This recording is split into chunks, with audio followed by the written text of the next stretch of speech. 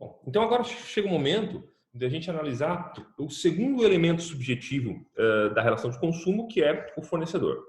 O artigo 3º caput da Lei 8.078 diz assim: fornecedor é toda pessoa física ou jurídica, pública ou privada, nacional ou estrangeira, bem como os entes despersonalizados que desenvolvem atividade de produção, montagem, criação, construção, transformação, importação, exportação, distribuição ou comercialização de produtos ou prestação de serviços.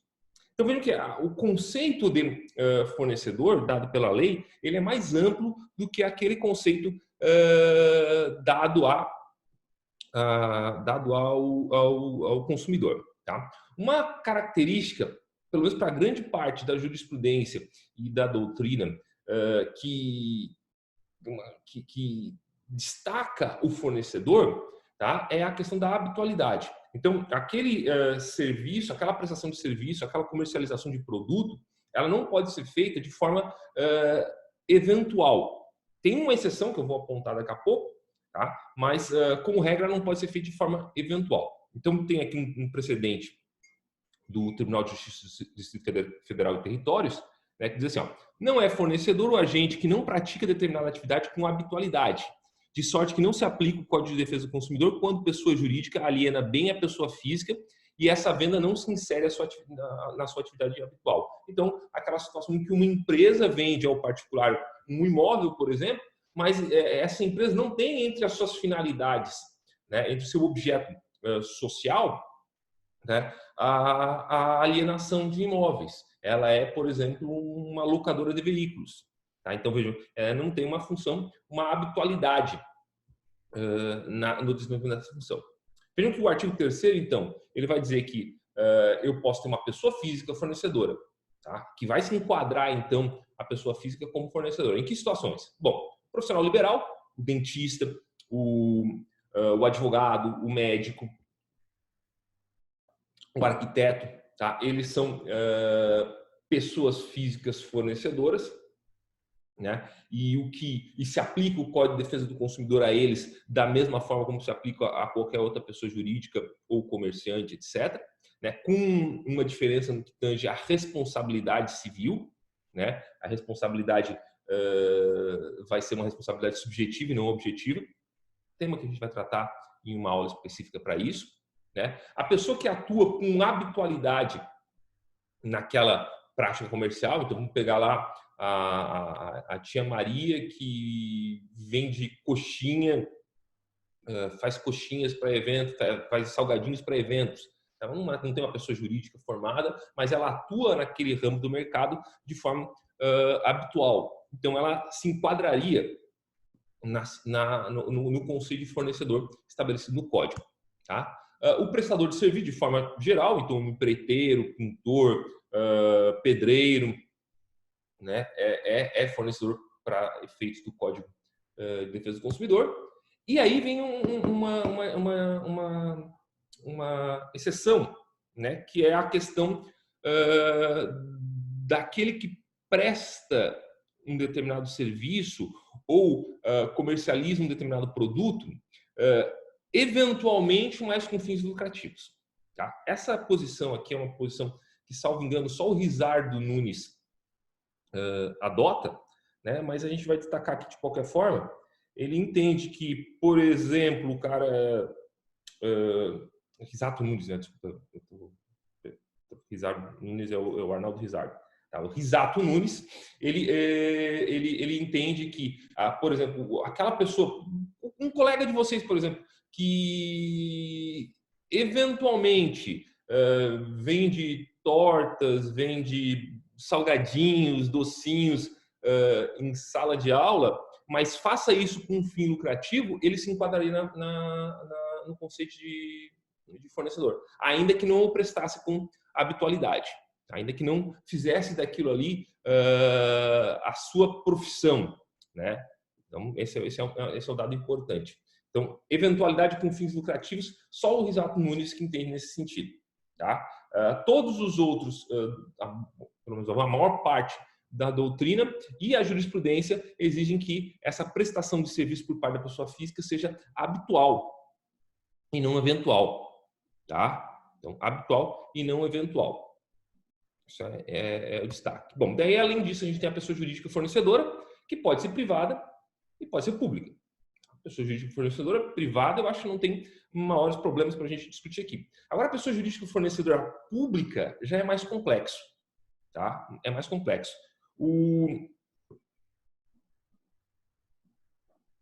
A jurisprudência e a doutrina tendem a limitar a aplicação do Código de Defesa do Consumidor ao serviço público apenas para aqueles serviços que a gente chama de ut singuli, tá? E remunerados mediante tarifa. Tá? Ut singuli e remunerado mediante tarifa. Eu vou fazer depois um videozinho menor de 10 minutos para explicar melhor essa posição da doutrina da jurisprudência. Mas é só entender o que é um serviço ut singuli, é que eu consigo especificar. Né? Então, vejam, direito a serviços de saúde de forma geral é difícil de especificar numa totalidade, educação, etc. Nesses casos, não se aplicaria o Código de Defesa do Consumidor. Agora, até porque são remunerados mediante imposto, né? Mas já vamos chegar ali. Imagina lá quando o Estado ele controla uma rodovia pedagiada, tá?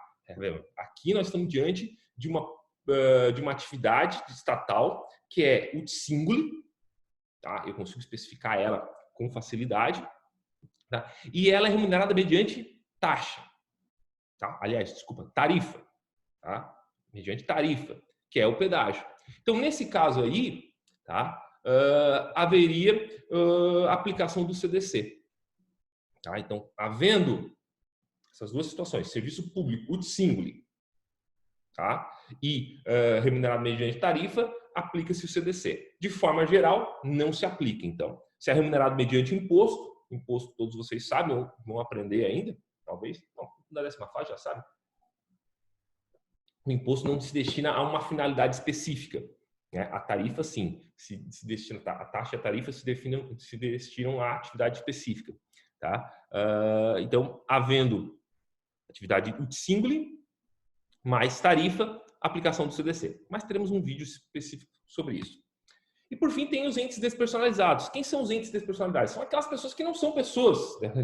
São aquelas pessoas que não são pessoas, é uma contradição, desculpa. São aqueles entes que não possuem personalidade jurídica. Que existem, são universalidade de direitos, são universalidade de bens, mas não se constituem como pessoa nem física, nem pessoa jurídica. Tá? Vamos pegar um exemplo, as massas falidas, tá? As massas falidas, se aplica ali a massa falida, o espólio do comerciante, do empresário individual, né? O comerciante não gosta muito do empresário individual, os consórcios, né? Os consórcios entre várias empresas, e aquelas sociedades também, para terminar, aquelas sociedades de fato, né? A sociedade de fato é aquela sociedade aquela sociedade regular, né? Que ainda não está constituída como pessoa jurídica, mas funciona, já existe, né? Mas não tem um contrato social devidamente registrado, né?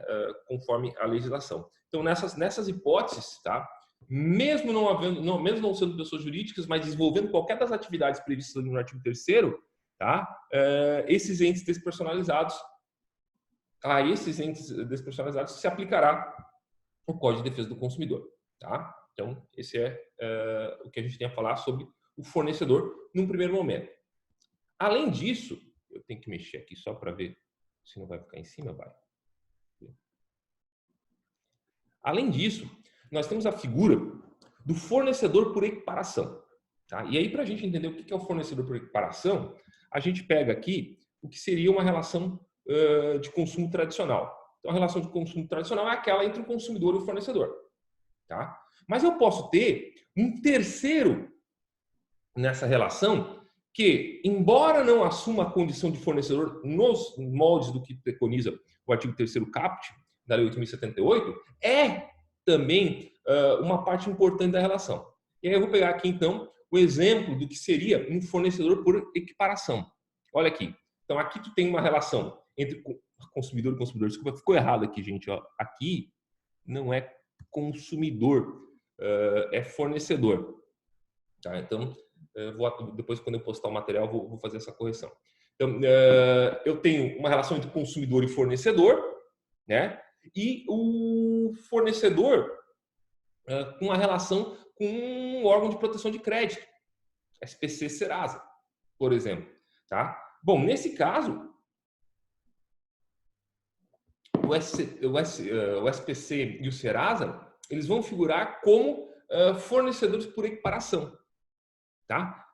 De forma que o consumidor, caso haja uma demanda, deixa eu só pegar aqui, tá? Caso haja uma demanda por conta de inscrição indevida de crédito, ele pode propor ação diretamente ao SPC. Numa relação em que eu não houvesse essa equiparação, como é que seria a lógica? Bom, quem me causou o dano foi o SPC, mas o SPC é contratado pela empresa X. Então, eu tinha que entrar com ação contra a empresa X me indenizava e aí a empresa X entrava com uma ação regressiva contra o SPC. Tá? No momento que eu considero o SPC como um fornecedor por equiparação, o consumidor ele pode demandar diretamente o SPC, sem ter necessidade de demandar o fornecedor. Tá? Então, isso aí é um dado que eu acho que é importante a gente entender. Fornecedor por equiparação. Tá? É uma figura que foi criada pela doutrina. Pela doutrina e pela jurisprudência. E geralmente são os cadastros de proteção de crédito lá previsto no artigo 43 do CDC. Tá? Bom, aí surge uma pergunta. O veículo de comunicação que veicula, tá, publicidade abusiva pode ser considerado fornecedor por equiparação? Tá? E aí vem a resposta, né, um precedente do STJ de 2011. Eu preciso me aproximar da tela aqui, que eu não consigo enxergar, que as letrinhas ficaram pequenas. Tá? Que isenta a Bandeirantes de indenizar um telespectador por falhas de financiamento anunciados pelo apresentador Gilberto Barros. Então, o que acontecia? Dentro do programa do Gilberto Barros, tinha lá uma propaganda, aquelas que se faz, o próprio apresentador faz, de um serviço de financiamento, eu acho, não diz aqui, mas era um serviço de financiamento, deve ser tipo uma pirâmide desses daí, né? Que não é exatamente um financiamento, então, de investimento, etc. E várias pessoas acabaram depois sendo lesadas por esse serviço, e elas ingressaram então com uma ação contra a Bandeirantes pedindo a indenização, justamente utilizando a ideia do fornecedor por equiparação. Tá? Mas o STJ entendeu que não, nesse caso não se aplica a ideia do fornecedor por equiparação. Eu vou achar depois esse precedente, vou colocar para vocês também junto com o material de apoio. Tá? E aí tu tem a ideia do torcedor, do fornecedor por equiparação previsto na legislação. Porque até agora a gente está falando de previsões que são criadas pela jurisprudência, pela doutrina. A ideia do cadastro de inadimplentes do Serviço de Proteção de Crédito como fornecedor por equiparação foi criado pela jurisprudência e pela doutrina. No entanto, o artigo 3º da lei... Só um minutinho que fui pego pelo celular. O artigo 3º da lei 10.671 de 2003, que é o Estatuto do Torcedor, ele estabelece lá, para todos os efeitos legais, equiparam-se ao fornecedor nos termos da lei 8.078, que é o Código de Defesa do Consumidor, a entidade responsável pela organização da competição, bem como a entidade da prática desportiva detentora do mando de jogo. Então, no caso de um acidente de consumo que tenha ocorrido dentro de um estádio de futebol público, por exemplo, vamos pegar um Pacaembu, né? Um Engenhão, Engenhão não é administrado é administrado pelo Botafogo, Maracanã, que é administrado pelo poder público, né? A vítima desse acidente de consumo, tá? ela vai ter poder de demandar não só, tá, eventualmente o poder público, mas principalmente a entidade que estava comandando o jogo, a entidade esportiva, então o Flamengo, o Corinthians, bem como também a entidade que organizou, a Federação Paulista de Futebol ou a CBF, dependendo do campeonato. Então, ali o que tu tem? Uma equiparação legal, tá, dessas entidades à ideia de fornecedor estabelecida no artigo 3º do CDC. Beleza? Vamos adiante. E aí a gente começa a entrar agora nos elementos objetivos da relação de consumo. Tá? O primeiro desses elementos objetivos é o produto. O que é o produto? A gente tem uma definição legal do produto no artigo 3º, parágrafo 1º da Lei 8.078. Diz o parágrafo 1º. Produto é qualquer bem, móvel ou imóvel, material ou imaterial. Produto é qualquer bem, móvel ou imóvel, material ou imaterial. O Filomeno, ele vai classificar, ele vai conceitualizar o produto como qualquer objeto de interesse em dada relação de consumo e destinado a satisfazer uma necessidade do adquirente como destinatário final. Qualquer objeto de interesse em dada relação de consumo e destinado a satisfazer uma necessidade do adquirente como destinatário final. O Cavalieri Filho, Sérgio Cavalieri Filho, por sua vez, vai dizer que produto que o produto no Código de Defesa do Consumidor é utilizado em seu sentido econômico universal. Isto é, aquilo que resulta do processo de produção ou fabricação. Tá? Então, a gente tem algumas características importantes aqui nesse conceito, mesmo conceito legal de produto. A primeira delas, e aí eu não fiquei em cima, tá? É o fato de que se aplica expressamente, por conta da lei, o CDC aos contratos imobiliários. Tá? Seja aqueles de aquisição de compra e venda diretamente, seja aqueles que dizem respeito a empréstimo, financiamento ou até mesmo seguro do bem imobiliário.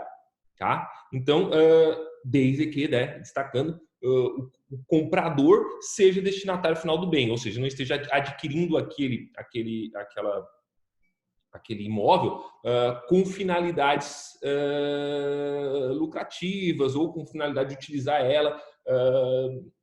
utilizar ele profissionalmente. Tá? Então diz ali, no precedente que eu trouxe ali, que é o recurso especial 1.006.765, tá? Que diz assim, em que pese o contrato de incorporação ser regido pela Lei 4.591, então é a Lei das Incorporações, admite-se a incidência do Código de Defesa do Consumidor, devendo ser observados os princípios gerais de direito que buscam a justiça contratual, a equivalência das prestações e a boa-fé objetiva, vedando-se o locupletamento ilícito. Então, nesse precedente aqui, o STJ entende, beleza, existe uma lei específica que trata sobre os contratos de incorporação imobiliária. No entanto, essa lei específica não afasta a incidência da outra lei específica, que é aquela que é o Código de Defesa do Consumidor, que garante, então, respeito à justiça contratual, à boa-fé objetiva, etc, etc, etc. Tá? Isso, então, é a primeira coisa a destacar quando a gente está falando aqui de produto. A segunda coisa a ser destacada aqui é a questão de que o CDC ele também protege aqueles bens que a gente chama de bens imateriais. Então não é aquele só que tem que é tangível, que pode ser tocado, tá? O CDC ele vai se aplicar então a operações de crédito, tá? A aquisição de softwares, tá? E se aplica, inclusive, a atividades de lazer que são remuneradas. Né? Então, tipo, espetáculos, viagens, acesso à casa noturna, evento esportivo, são produtos, tá? No sentido estabelecido pelo artigo 3º, parágrafo 1º da Lei 8.078. Tá? Então, o conceito é bem amplo aqui. Tanto que os doutrinadores vão mais além nessa conceitualização, trazendo outras características do que seriam produtos, né, atingidos pelo CDC. uma dessas características que está na lei também, mas não está referido no parágrafo primeiro, é a questão dos bens duráveis e não duráveis. Tá? O que são bens duráveis? Bom, bens duráveis, deixa eu pegar o conceito aqui, né, do Cavalieri Filho também, são os bens tangíveis que não se extinguem após o seu uso regular. Então, por exemplo, um veículo, um automóvel é um bem durável, na medida em que ele, eu vou utilizar ele várias vezes, até que ele possa, de fato, ter se desgastado. Né? Por outro lado, os bens não duráveis, tá? Os bens não duráveis são aqueles cuja finalidade para a qual eles se destinam desaparece após o uso regular. Então, pensa o remédio, o sabonete, a caneta, alimentos, bebidas, isso são bens não duráveis. Por que é importante fazer essa distinção? Distinção que o artigo 18 faz. O artigo 18 do CDC diz assim, ó: os fornecedores de produtos de consumo duráveis ou não duráveis, duráveis ou não duráveis, respondem solidariamente pelos vícios de qualidade ou quantidade que os tornem impróprios ou inadequados ao consumo. Me perdi aqui. A que se destinam ou lhes diminuem o valor, assim como por aqueles decorrentes da disparidade com as indicações constantes de recipiente, embalagem, blá, blá, blá, blá. Isso aqui não importa tanto para a gente. O que importa é que o artigo 18 não traz essa distinção entre bens duráveis e não duráveis. E essa distinção ela é mais fundamental ainda quando a gente vai lá ver o prazo prescricional. Tá? Aliás, o prazo decadencial previsto no artigo 26 do CDC também. Ó, prazo decadencial, tá, gente? Não é prazo prescricional. O direito de reclamar pelos vícios aparentes ou de fácil constatação caduca em... Sempre achei horrível essa expressão caduca. Decai, na verdade, em 30 dias tratando-se de fornecimento de serviços ou de produtos não duráveis. 30 dias, bens não duráveis. Tá? 90 dias tratando-se de fornecimentos de serviços e de produtos duráveis. Então, vemos que a distinção é fundamental, inclusive, para a gente saber esse prazo decadencial para reclamar, né, sobre os vícios aparentes ou de fácil constatação. Então, aqueles não são os vícios ocultos, que daí tem um regime jurídico distinto. Bom, e aí a amostra grátis? A amostra grátis é produto no sentido estabelecido pelo CDC? Então, o Risato Nunes, tá? Ele vai estabelecer o seguinte, ó, ele vai dizer assim, ó: o produto entregue como amostra grátis está submetido a todas as exigências legais de qualidade, garantia, durabilidade, proteção contra vícios, defeitos, etc. Tá? E ele entende que se aplica, então, o CDC, mesmo quando a gente está diante de um produto entregue gratuitamente, porque justamente o conceito de produto não exige remuneração. Tá? Então, nesse caso, aplicaria-se, tá, o CDC, mesmo quando a gente está diante de uma amostra grátis. Agora vamos para o último elemento objetivo, né, que é o serviço. Tá? Serviço que o Código conceitua, lá no parágrafo 2º do artigo 3º, como qualquer atividade fornecida no mercado de consumo mediante remuneração, inclusive as de natureza bancária, financeira e de crédito e securitária, salvo as decorrentes das relações de caráter trabalhista. Tá? Então, vamos começar aqui. Mediante remuneração. Agora sim, o serviço exige remuneração. Tá? O serviço exige remuneração. Produto não, serviço exige. Essa remuneração ela pode ser direta ou indireta.